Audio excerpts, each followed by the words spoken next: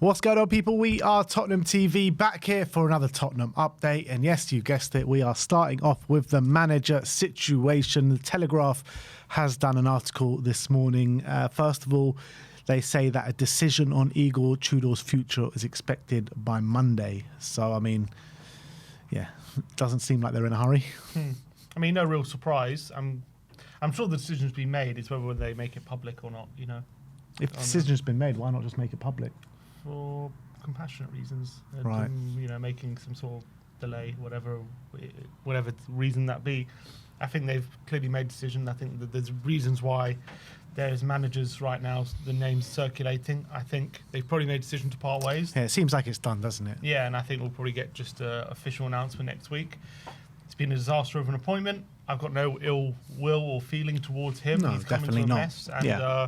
It's going to take one hell of a job to save us and fix this. Unfortunately, he just hasn't been able to in the short term. Who knows if he got these final 7 games? Who knows what would have happened? But at the end of the day, we need someone that we're sure is going to keep us up. And unfortunately, Igor is just not that guy at the moment. Yeah. I mean, to be honest, if we're talking about certain names, I think I'll probably rather roll the dice on keeping Igor than change. But if we've got someone in mind, I don't mind changing it. Yeah, well, it seems as though they don't know what to do. They don't know who to turn to. And the next manager that we're going to talk about is Sean Dyche, as the Telegraph are reporting that Dyche is a potential candidate to take over for Tottenham for the final 7 games of the season.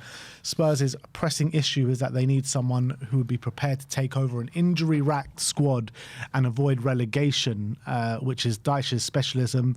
Well, not the injury-ravaged squad, but battling relegation. However, he is unlikely to accept the contract for just 7 games. Mm-hmm. So even Dyche is becoming out of our reach. I mean, we did hear reports a couple of weeks ago saying Dyche has rejected us, but I think that was just more hearsay than anything else. But I don't know, man. Spurs hiring Sean Dyche for the last 7 games of the season is just like, I just never thought we would be in this situation where we'd have to consider signing Sean Dyche. It's just mad. For being honest, if we're turning to Sean Dyche, then we should never sack Frank. That's the reality, if that's the situation. So the reasons why, when you hear the reports, why the players didn't like Frank and why they never really got on with him. He plays like small club football. They didn't like the kind of his approach in games, and I don't think Sean Dyche would be too much different. I don't think I'd like that either. Maybe the main difference would be his mentality, his personality. Maybe that's something that the players could get on board with more, or maybe he's a bit stronger than Frank, so maybe he would not take as much crap from the players and not let them roll over him. Maybe that's the feeling.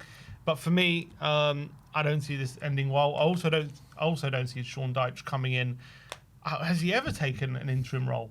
I know he's known as he's put in the same camp as Allardyce and these kind of people, but I don't think he's ever taken an interim role in my memory.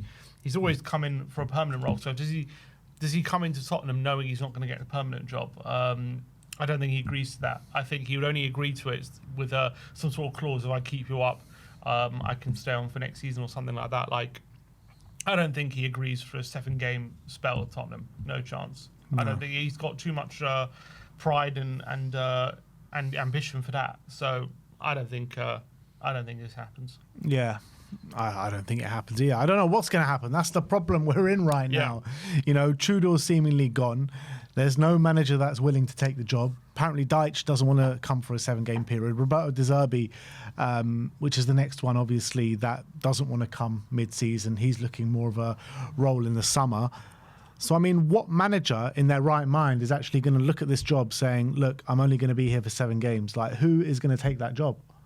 That's the problem that we're in. Player manager? There were rumours of it. There were rumours of it. Player manager. Ben Davies in charge. We're looking for a Spurs legend. Yeah. Get Ben Davies in. It's just mad. Give it Davies till the end of the season. It just seems like we're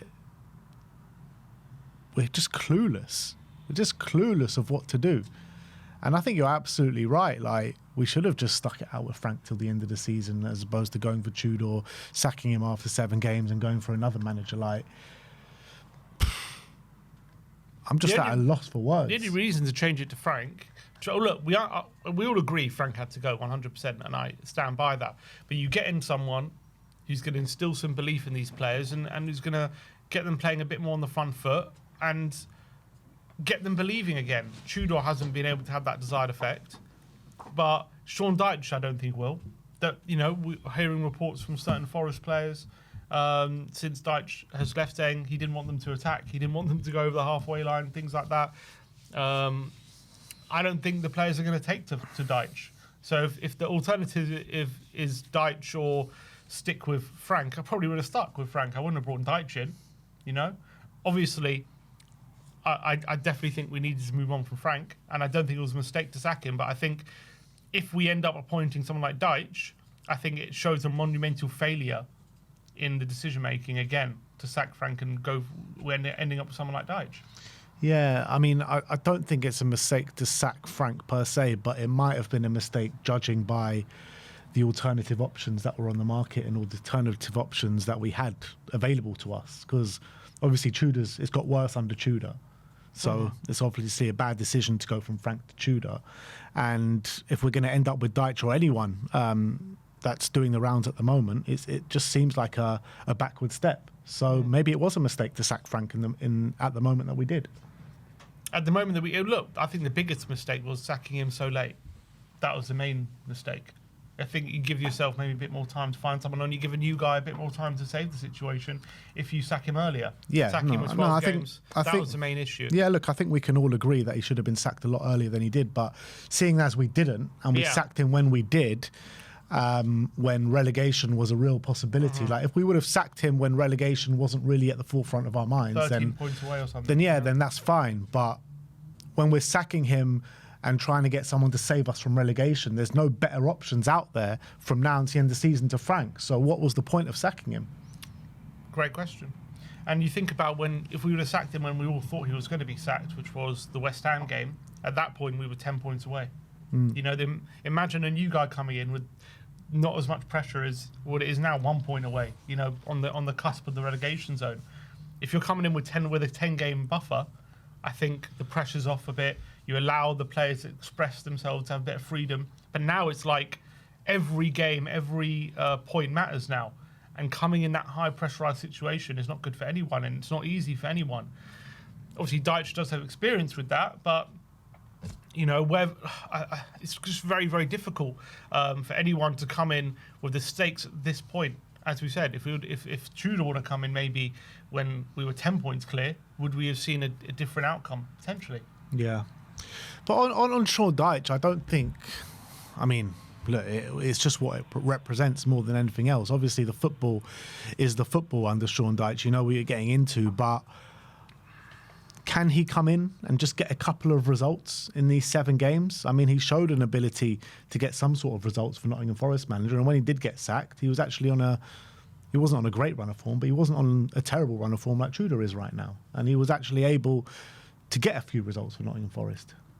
Yeah, I just think I don't think the players are going to take to him. That's the feedback. Who are the players going to take to? So someone's going to get them believing again. I don't know if that's Dyche. I don't like who though. I don't understand who that player is or who that manager is. I mean, yeah, but we know Ange ain't coming back. Like, who's a realistic option? Well, Dyche ain't coming either. He ain't coming for 7 games. I reckon there's more chance Dyche coming than Ange. I don't know. Maybe. Like, we should just go for Harry. Just roll the dice on Harry Redknapp and Jermaine Defoe and get some Tottenham people in there. That's the only option that we've got. Like, what other options have we got? Adolf? Slim Pinking. Yep, Adolf. Maybe. God. You know what I mean? If only his name wasn't Adolf. But anyway, we said about De Zerbi. Tuto Mercato Web are claiming that Tottenham have shortlisted Okan Buruk for the summer should the club retain its Premier League status. Buruk is the Galatasaray manager who helped them win the title in the last 3 seasons, and his contract does expire in June. Happy for the Galatasaray manager? Bring him in? Yeah, why not? I mean, surely we're going to get Poch, no? If we stay up, I don't know about this Okan Buruk. I mean, I've seen Galatasaray play, and they've been quite good in the European competitions. They've they beat us obviously last year. Although they went up to Alkmaar, I don't know if he's the right fit for us. I have to do some more research on him. I don't really know too much about him. Miguel Delaney reporting that Dougie Freeman has rejected the chance to join Tottenham as sporting director. Shocker. So another one bites the dust. Which is, considering what he's currently in the Saudi second division, and he's rejecting us. That shows us. Yeah, he did leave. He left Palace to go to the Saudi second division. So obviously, yeah, but still, he's got his money. It's time to come back to England, but still doesn't want to come to Tottenham. I think he's only been there for about 6 months.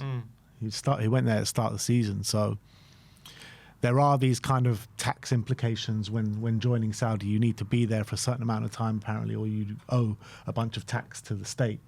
So I don't know if that plays into it or whatever. But yeah, I was quite excited about the prospect of Dougie Freeman joining Spurs, but looks though we're going to have to go in a different direction, whether that be Sebastian Kell, Win Stanley still being linked. I don't know. But let's sort this season out first before we can start talking about sporting directors, I guess. You would have to hope and pray this is a financial decision from Dougie Freeman, because if this is a decision on sporting merit and he sees more sporting merit in the Saudi second division than at Tottenham, well, then, was it? Then you've got to be very concerned. Well, I think anyone going to the Saudi second division particularly is a financial decision. I doubt he left Crystal Palace to join the Saudi second division on sporting merit. Yeah, exactly. But that's my point. I think when it comes to the building up the Saudi league, you can like sell a project. But when you're talking about the Saudi second division, and you've got such a big club like Tottenham, you know, you can mould that in your own image. And he's rejecting us. I mean, that says a lot, I think, at the moment. Yeah, there's one thing having a big up like Tottenham, but that second part that you said, moulding the club in your own image. I don't think that's been possible for any of the sporting directors. Yeah, true. So we'll see how that one plays out. Kulusevski has been talking, and some quotes from him about his recent injury struggles, and he says that, I understand that people became worried, but it was for the wrong reason. It was really positive that I did a small procedure, and now we could find the problem. Now everything should be solved. Now it will slowly and surely come back. I can see the light. It feels better now. I really have a positive feeling with these two important matches and the World Cup in 2 to 3 months. That is how the book and the chapter will end. That I'm convinced of. And he was talking about the prospect of him potentially playing at the World Cup. And he says 100% yes. This is the driving force I have. To have that opportunity is completely fantastic. It is a challenge that I have so far not been able to overcome, considering getting healthy. But it is not over yet. It is now the second match begins. So he reckons he can play at the World Cup. Which is great for him. Interestingly, he doesn't mention Tottenham. He's kind of only talking about Sweden. Obviously, he's away with Sweden at the moment, so that's where his focus is at. But it doesn't sound like he's going to be able to play for Tottenham between now and the end. Yeah, I mean, the interviewer did directly ask him about the World Cup, though. Yeah, but kind of like, I guess he's talking about playing for Sweden.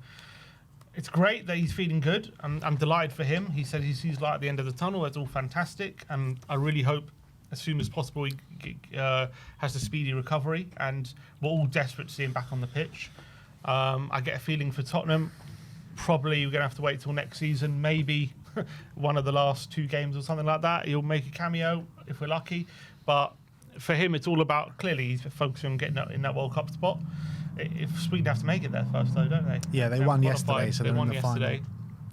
So, look, good luck to him. And I'm really glad. I'm glad we're hearing some positivity from him, because there's been so much silence and kind of uncertainty about this. So I'm glad that he kind of sees the other side of it now. And let's just hope sooner rather than later we kind of get to see even a Tottenham shirt. Yeah, it is really positive to hear that there's finally light at the end of the tunnel, because the tunnel's just been blocked for so many months, hasn't it? Nobody's heard a word.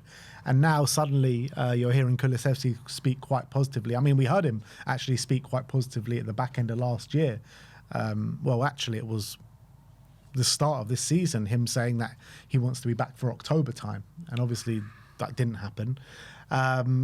But let's hope that this isn't a false dawn and there is actual light at the end of the tunnel now, and we'll see him on the pitch sooner rather than later. Ben Jacobs reporting on Mattis Tel, saying that Tel is currently not exploring a summer departure from Tottenham. Tel is solely intent in trying to keep the club up before assessing his future. He feels a sense of responsibility to focus on the relegation fight, regardless whether he stays or goes. And yeah, I mean, I guess you're probably not going to hear anything else. Like, no one's going to come out and say, yeah, I'm focused on leaving, as opposed to focusing on the task ahead. But I feel with Tel, he is one of the players that has actually got a good mentality about him and fighting on the pitch for Tottenham. Bit of a random report. I mean, yeah, it's very random. Was he asked about Tel in like a podcast or something, or was he's just come out saying Tel's not exploring a move? Yeah, he must have been asked about. I mean, who asked you? You kind of, why is he bringing up whether Tel's looking for a move right now? It's a bit odd, but I agree. Tel has. I think he's one of the few who's trying to stand up to be counted. Look, you can argue whether you think he's good enough or not, but he's clearly one of the ones who's trying to make an impact on the pitch, and you notice him on the pitch at the moment, and that's you can't say that about too many others. So credit to him, especially given a lot of the problems he's had this season, in and out the European squads, not selected when he's been on form and things like that under Frank, and it's been a very turbulent season for him. But for me, you know, given all the circumstances, I think he's done well, and I think he's playing well at the moment, and I think there's a real talent there. And I really hope he stays, whether we go down or we stay up. I really hope he stays and continues to develop in the trajectory he's going on, because I think there's a real good player there, and he's developing really nicely. I think he's holding on to the ball better. You can see there's quality in his shooting there. I think there's real talent, and I know a lot of people, you know, like to criticise him and say he's not good enough. He kind of because he's a young player, he represents Tottenham not going in the right direction, trusting in players who aren't ready, and because of that, the likes of him, Odebear, kind of do get a lot of criticism. But for me, if you just take him in isolation, not in the context of the club, I think he's a very talented young player there, and with a good head on his shoulders, hasn't let this season get him down like other players might have. He's had more knocks than anyone this season as well. So fair play to him, and I think we've got a good one there. I really believe that. And last but not least, on Vicario, this is a report from Alistair Gold. He said Fabian Otte has revealed that Vicario has been struggling with his hernia problems for months to make sure he was available for Tottenham this season. The Italian has been playing through the pain barrier for Spurs until it was decided that he had suffered enough and would undergo surgery on Monday. Vicario is expected to be back in action within a month, so he may miss just one game if he misses any at all. In the meantime, the Italian international has been nominated for Premier League Save of the Month for his flying tip against Cody Gakpo at Anfield a couple of weeks ago. And reacting to the nomination on Instagram, Fabian Otte said that so much respect for what you've been through for months to be there for the team every single game. Does that put into context a bit more kind of the poor performances that we've seen from Vicario over the past 2-3 months? Yeah, probably. Yeah, I would say so. If he's been struggling with a hernia, I've had a bit experience with a hernia. Not obviously, I don't know what level he's had it, but it's hard to like make certain movements, and especially for a goalkeeper who's always landing on the side of his body and stuff like that. It must be very difficult and very painful, especially as well when he's got to take goal kicks and stuff. And there was a video circulating of him wincing at Anfield when he's taking a goal kick, and you can clearly see he's in a lot of pain. So. Also, I think someone I think it was maybe Nathan Clark. He did an analysis on Vicario and his kind of XG prevented, and there's a clear line which dropped sharply in the last few months, and maybe that is in line with when he picked up this hernia injury. So clearly there's something to it, I would say. Obviously, it begs the question, why not get the surgery earlier? I understand. He's one of the leaders in the group. I know Sonny similarly was playing through an injury and then ended up getting surgery in the summer because he felt responsibility for the team. Maybe Vicario's felt the same, but at the end of the day, he's been costing us goals. He's maybe making mistakes a lot this season, especially, I think, recently. He's been making lots and lots of mistakes. So has it really helped the team, him playing through the injury? Could we have just given Kinski a run of games for a month while Vicario gets his surgery? I understand this is a good time, 3-week break, But haven't we? We've had other. Has there not been any other moments? Maybe not. I can't think off the top of my head that he could have had the surgery. No, the games have come thick and fast. Yeah, we had FA Cup weekend. When was that? We had a 2-week break, didn't we? Like a couple months ago. I think we played in the midweek, didn't we, against Atletico Madrid in the first leg. But still, I think it does beg the question: should he have got this surgery earlier? I think, and I think that's a fair question, in my opinion, because he has been making mistakes and it hasn't really helped the team that much. Him playing. That's what I'm feeling. It's just like, yeah, I commend you for playing through the pain barrier, but just get it sorted. Just get it sorted as soon as possible, and then you'll be back. Yeah, you probably would have missed more games, but it didn't really help the team, you being there, playing through the pain barrier anyway. So give Kinski or Brandon Austin, like, give one of them the games. Like, I think this was a really bad decision by the club. Yeah, for me, it's not a criticism of Vicario. It's a club decision, isn't it? Obviously, Vicario is always going to be like, I can play, I want to be there for the team. But at some point, the club should have made a decision. Look, you're clearly, it's affecting your performances too much. We've just got to make a decision that's best for the team, and you sit this one out for a few weeks, and Kinski can step in, and that's what I would have done. And I think it will be interesting to see what kind of Vicario we see post operation, and if he's back to his best. Because if he is, maybe it's one less problem we have to think about in the summer. But we'll see. Yeah, look. If the rumours are that he wants to leave, so if he wants to leave, I think would be, good time to upgrade him. But the reality is that maybe fans that have been criticising him a lot over the last 3 months probably needs to give him his props, because even though he made a lot of mistakes, he's still making a lot of good saves as well in that time. He's nominated for Save of the Month whilst playing through the pain barrier. So as much as his performances have left a lot to be desired for through playing, because of he's been playing through the pain barrier, he's also made some really good saves in that time as well, and kept us in a few games. Yeah, yes. So fair play to Vic, and hopefully for a speedy recovery. But it just leaves. There's just something wrong with how this whole situation feels has been managed. Like every other situation at Tottenham Hotspur. But look, that is your Tottenham update for today. Let me know your thoughts regarding the situations we have spoken about. Would you want to see Sean Dyche as Tottenham manager for the remainder of the season? Like, subscribe and comment. And as always, come on you Spurs.